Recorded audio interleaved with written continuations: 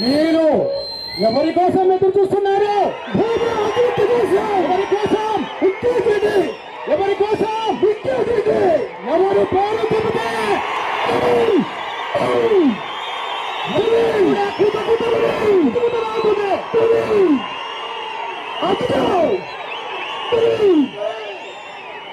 భూమా నాగిరెడ్డి ప్రతిరూపం.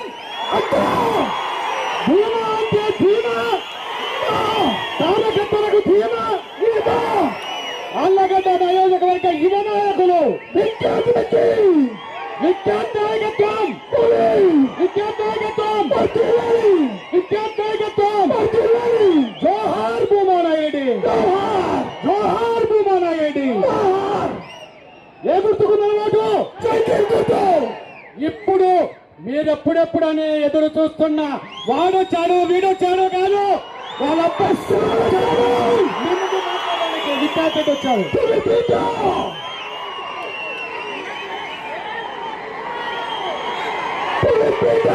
మీ ఉత్సాహం చూసిన తర్వాత నా మాట సరిపోతా? అరే సైకో పోవాలి, పాట పెట్టాలి.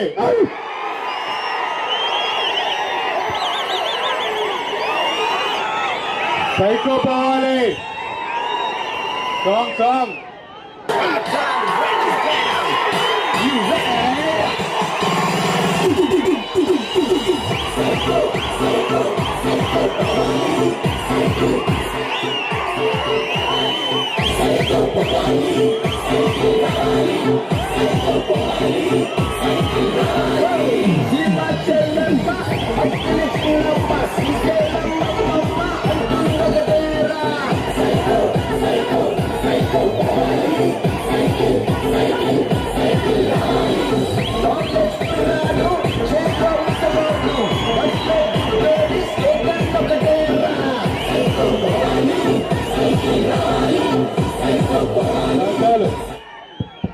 ఇదే చోటున కరెక్ట్ గా సంవత్సరం ముందు ఒక మాట చెప్పిన మీ అందరికీ గుర్తుందా? గుంట నక్కలు ఎప్పుడు ఏకమవుతారని చెప్పారు. జరిగిందా లేదా? జరిగిందా లేదా? పెద్ద పెద్ద డైలాగులు కొట్టినారు. ఈ రోజు ఇక్కడికి వచ్చి తొడలు కొట్టి 2004లో నేనేందో చూపిస్తానని చెప్పినారు. బాగా చూసినారా ఆళ్లగడ్డ జనాలు? చూసినారా లేదా? ఎన్ని మాటలు! అబ్బాబ్బాబ్బాబ్బా, జనాలు చూస్తుంటే ఇప్పుడు బయటకు వచ్చి మాట్లాడమననే చూస్తాను. ఏం మాట్లాడతారో? ఏమన్నా ఉందో మాట్లాడడానికి? ఏం లేదు. ఈ సందర్భంగా ఒక్కటి ఆళ్లగడ్డ జనాలకి నేను ఒకటే విజ్ఞప్తి చేస్తున్నా. రేపు పొద్దున ఎన్నికలు వస్తున్నాయి. ఒక్కటి మీరు ఖచ్చితంగా ఆలోచించుకోండి. చేయి ఇలా పెట్టే వాళ్ళు కావాలా, చేయి చాచి ఇలా పెట్టే వాళ్ళు మీకు ఎమ్మెల్యేగా కావాలో మీరు ఆలోచించుకోండి. ఈరోజు మీరు చూసుకుంటే 2019లో ఎన్నికలు గెలిచిన తర్వాత నుంచి ఇప్పటి వరకు ఎన్నో అవినీతి కార్యక్రమాలు ఈ రోజు ఈ ప్రభుత్వం ఈ కుటుంబం ఇక్కడ చేస్తున్నారు. అవునా కాదా?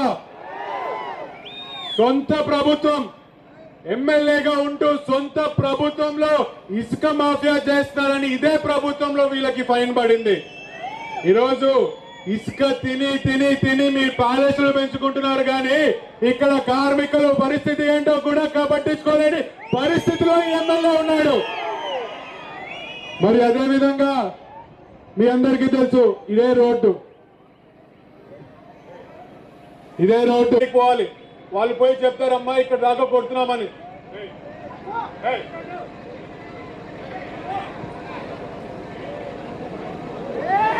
మున్సిపల్ అధికారులు ఈరోజు ప్రతి ఇంటి కాడికి వచ్చి మేము ఇక్కడ దాకా కొడతామంటారు. నెక్స్ట్ డే ఇక్కడ తెలుసు కదా మనకు ఒక హస్తం ఉంది. ఇక్కడ ఎవరు హస్తమో తెలుసు కదా? తెలుసా? కాదు కాదు కాదు. ఇక్కడ గతంలో కాంగ్రెస్ పార్టీ ఉన్నప్పుడు ఇందిరమ్మ హస్తం అని చెప్పి ఒక హస్తం బాగా ఫేమస్ అయింది. అట్లనే ఇక్కడ కూడా మనకు ఒక హస్తం ఉంది. ఆడికి పోయి ప్యాకేజ్ మాట్లాడుకోవాలా. 1,00,000 రూపాయలు ఇస్తే మెట్లు కొడతారు, 10 రూపాయలు ఇస్తే షాపు సగం పొడగొడతారు. 2,000 ప్యాకేజ్ మాట్లాడితే నీ షాప్ గోవిందా. అవునా కాదా? మరి నాకు తెలిసినంత వరకు ఈ 5 సంవత్సరాలు నేను ఆలగడ్డలో తిరిగిన ఎక్కడ చూడు పంపు సెట్ కాడ కూడా వీళ్ళు డబ్బులు వదలకుండా తిన్నారు. వీళ్ళు ఈ రోజు అవినీతి గురించి మాట్లాడుతుంటే దయ్యాలు వేదాలు మాట్లాడినట్టు ఈ రోజు మాకు వినిపిస్తున్నాయి. మరి ఇది ఈ ప్రభుత్వం ఈ కుటుంబం పరిస్థితి ఇది. మరి భూమా పరిస్థితి ఏంటి? భూమా పరిస్థితి ఏంటి? ఏ అభివృద్ధి కార్యక్రమంలో కూడా చిత్తశుద్ధిలో పెట్టుకుంటూ ఈరోజు మొలకలవాగు 3 కోట్లు పెట్టి మనం అభివృద్ధి చేస్తాము. ప్రతి ఊర్లో చరిత్రలో ఎక్కడ విన్నంతగా మనము సీసీ రోడ్లు వేయడం జరిగింది. ఇదే కాదు, ఏ అభివృద్ధి కార్యక్రమం చూసుకున్నా మనము బ్రహ్మాండంగా చేసుకోగలిగాం. అందుకే మీరు చూస్తే ఈ ఎమ్మెల్యేని నేను 100 సార్లు పిలిచింటా, బాబు నీకు నిజంగా నీకు జనాలకి మంచి చేశామన్న చిత్తశుద్ధి నీకుంటే రా, చర్చకి రా, ఎరుగుట్టినకి రావాలా, కొత్తపల్లికి వస్తావో చెప్పు, రావడానికి మేము సిద్ధంగా ఉన్నామని కూడా తెలియజేసుకుంటున్నారు. మరి ఈ యొక్క ప్రభుత్వం జగన్మోహన్ రెడ్డి గారి ప్రభుత్వం వచ్చిన తర్వాత మొదటిగా ఎక్కువ ఇబ్బంది పడింది నా తోటి యువకులు. ఈరోజు ఎన్నికల ముందు 2,35,000 ఉద్యోగాలు మనకి ఇస్తా ఉన్నాడు. ఏం మీ పరిస్థితి? ఎవరికైనా ఉద్యోగాలు వచ్చినాయా? ఉద్యోగాలు ఎక్కడైనా వచ్చినాయమ్మా? వీళ్ళ భాషలో చెప్పాలంటే ఉద్యోగం రాను ఇలా ఊపండమ్మా, ఇలా గుర్తుపెట్టుకోండి. ఇంకోసారి పొరపాటు కనుక జరిగిందా మన పిల్లల భవిష్యత్తు, మన రాష్ట్ర పరిస్థితి, మన రాజధానులు. ఈరోజు మీ ఉత్సాహం చూస్తుంటే నేను ఒకటే చెప్తున్నా, లూటీ నాని బట్టలు సర్దుకోవాల్సిన టైం వచ్చిందమ్మా. ఇక్కడ ఆలగడ్డ జనాలు ఫిక్స్ అయిపోయారు. ఈ వచ్చే ఎన్నికల్లో ఇక్కడి నుంచి గెలవబోయేది భూమా అఖిలప్రియ గారు.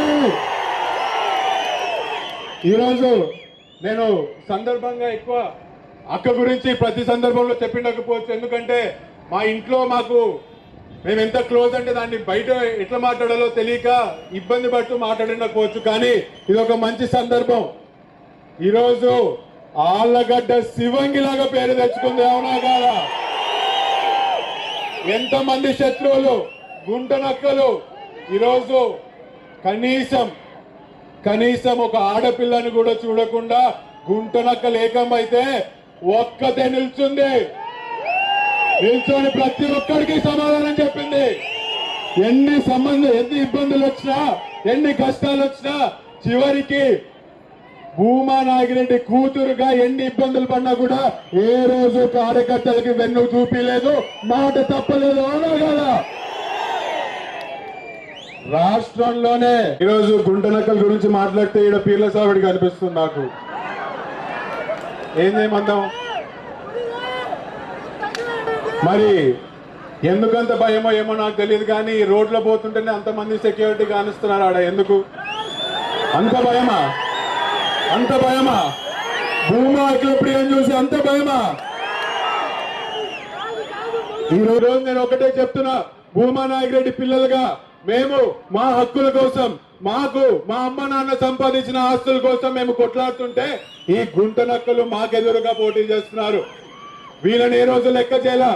మీరు ఒకటి గుర్తు పెట్టుకోండి, ఆస్తుల కోసం, మా హక్కుల కోసమే మేము ఈ విధంగా పోరాడుతుంటే మా కుటుంబ సభ్యులు మీరంతా మీకోసము ఆళ్లగడ్డ నుంచి అమరావతి వరకు అవసరమైతే కలిపి మీకు మళ్ళీ ఆళ్లగడ్డని అభివృద్ధి పాటలో నడిపించే బాధ్యత ఈరోజు భూమా అఖిలప్రియ గారు తీసుకుంటారు.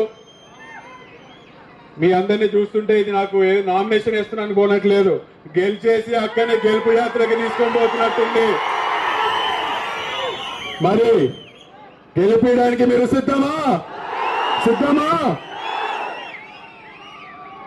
నారా చంద్రబాబు నాయుడు గారికి నిజంగా కృతజ్ఞతలు తెలియజేసుకుంటున్నాను. ఆళ్లగడ్డలో మమ్మల్ని నమ్మి అవకాశం ఇచ్చారు. ఖచ్చితంగా ఆళ్లగడ్డని గెలిపించి వాళ్ళకి ఒక గిఫ్ట్ లాగిచ్చి మళ్ళీ ఆళ్లగడ్డ గెలుపుతో రేపొద్దున జిల్లాని శాసించే పరిస్థితికి వెళ్తాము. చూస్తూ ఉన్నానని కూడా మీ అందరికీ తెలియజేస్తూ సెలవు తీసుకుంటున్నాను.